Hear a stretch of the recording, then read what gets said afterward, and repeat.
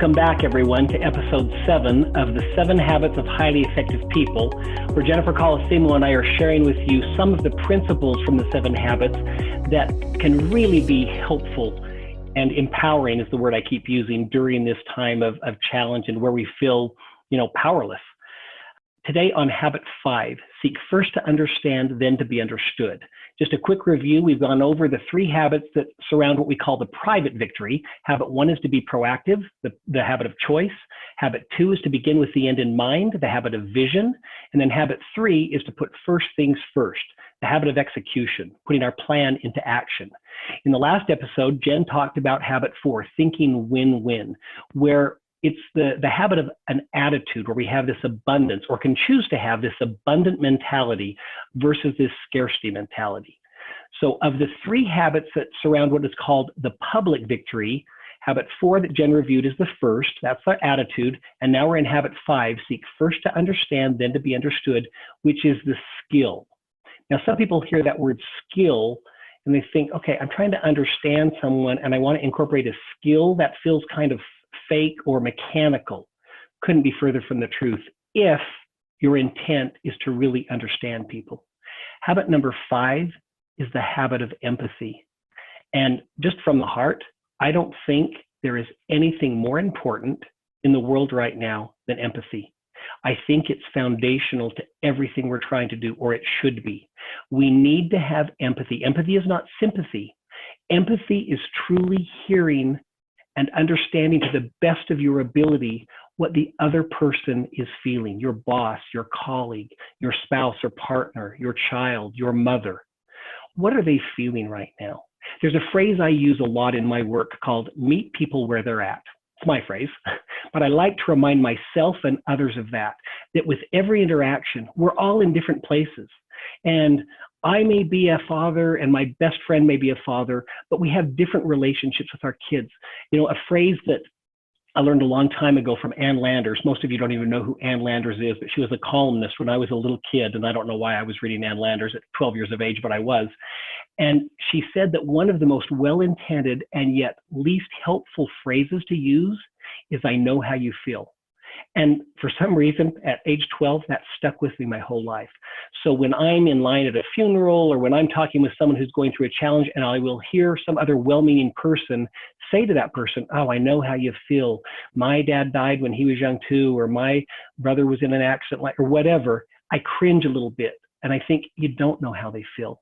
Everybody's at a different place. Everybody has a different relationship with different people. So resist that phrase, I know how you feel. And by resisting it mentally, it causes you to step back and say, how do they feel? I wonder how they do feel. This is what habit 5 is all about.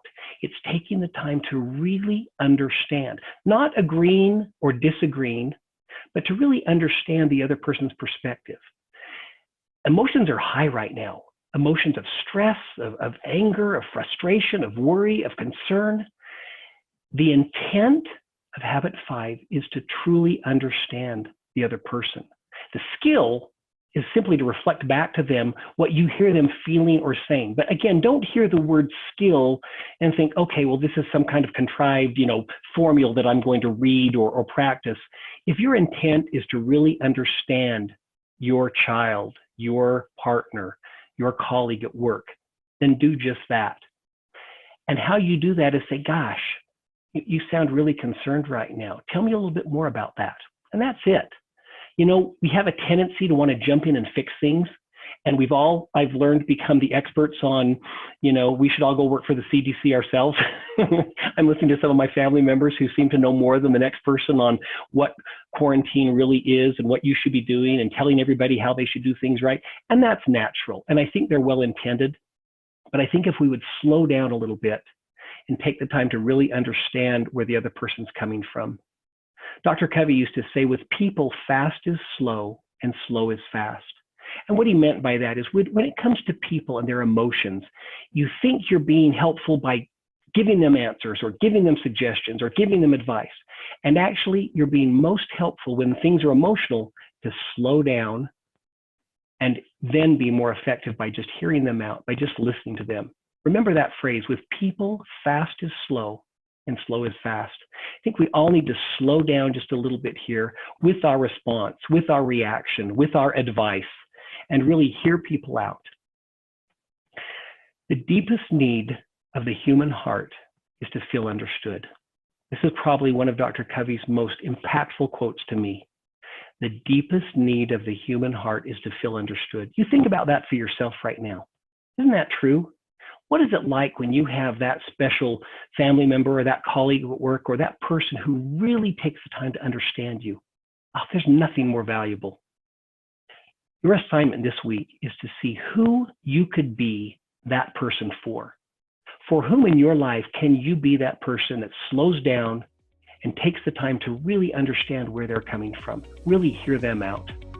I promise you, it will yield great rewards in your relationship with that person and with all of the relationships around you. We'll see you next time.